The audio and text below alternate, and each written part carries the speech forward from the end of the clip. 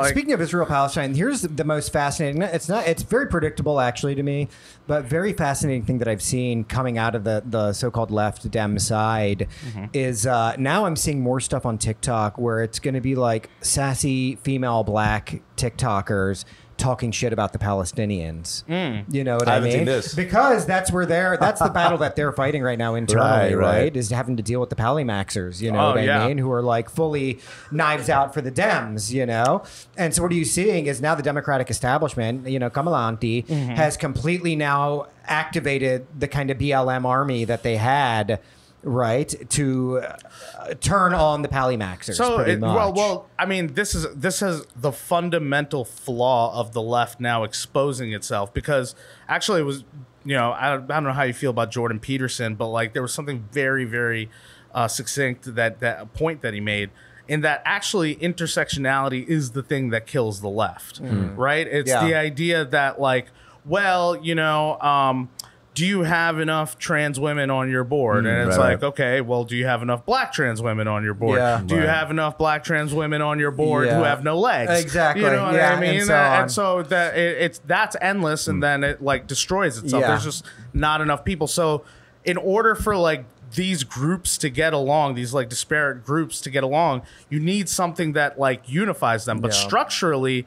the thing is built on dividing them and categorizing them more and more. So you need someone boxes. who is all things back to trans women. Who are men. You know what I'm saying? Exactly. It's like and you're handicapped, and you're disabled. So it's like all those fractured come back into the one person who has all of them. Right. So like they're taking all like the fucked up shit. And then the right is taking all like, I think we're taking all like the good normal shit that's kind of been tested over time. You know, it's like, oh, you know, man has been a man for, you know, however long humans have been around. Women, so we're gonna like err on that side. Like, what is time tested? What can we be sure about? Well, There's organizationally, science, that does make more sense, right? Just in terms of what you were talking about, all that what you were talking about in terms of the left, the increasing fractionalization of society and the need to accommodate every single part can only lead to a sort of ossification of those structures, right? Where they can no longer really move. And so that's where we're getting. Then you had people who were like kind of, a lot of black people who were like, they didn't help us during BLM, so we gonna hate Muslims now. Weird, like kind of like warring between the factions based on the ossification of like, well, my identity didn't get taken care of, so now I'm gonna hate your identity. And so it's eating its own head a little bit, right? Yeah, and that's an unfortunate sort of symptom of what's actually going on. And what's actually going on is like these are all patronage groups at the end of the day, right? Like for so long, the black vote and the black community was, you know, in with the Democrats and back, right? Like the Congressional Black Caucus. Jim Clyburn is one of the most powerful people in the Democratic Party because he's able to control the Congressional Black Caucus and all the black votes underneath that, right? And so that has always been the patronage system, like back and forth between the Democrats. But now the Democrats are kind of shifting away from, you know, pandering so much to the Democrats. They have to also include.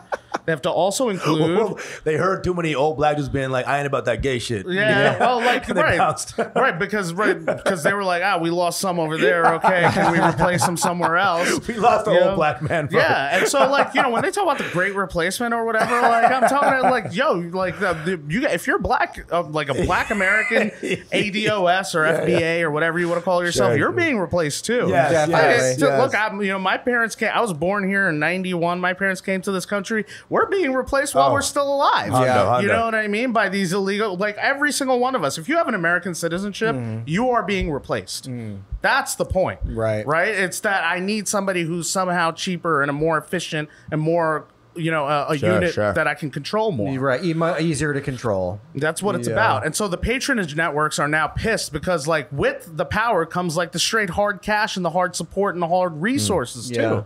And so as the Democrats not only start ignoring this, like, you know, the black community and the patronage networks that were built on top of that, that comes with less money, less resources, and more of the stuff going to the Pallimaxers and like, you know, all like the illegal immigrants now, the Hispanics and all, because those numbers are growing. Even if you look at it, you know, the black population in America is declining. You know, they're not having enough births. They abort a lot of their babies and all. So like these people aren't dumb that run the Democratic Party. They're seeing how the rate the Hispanics, the Asians are growing, and you know, beta whites are growing, and they're like, that's the fastest growing group in America, by the way. Beta whites.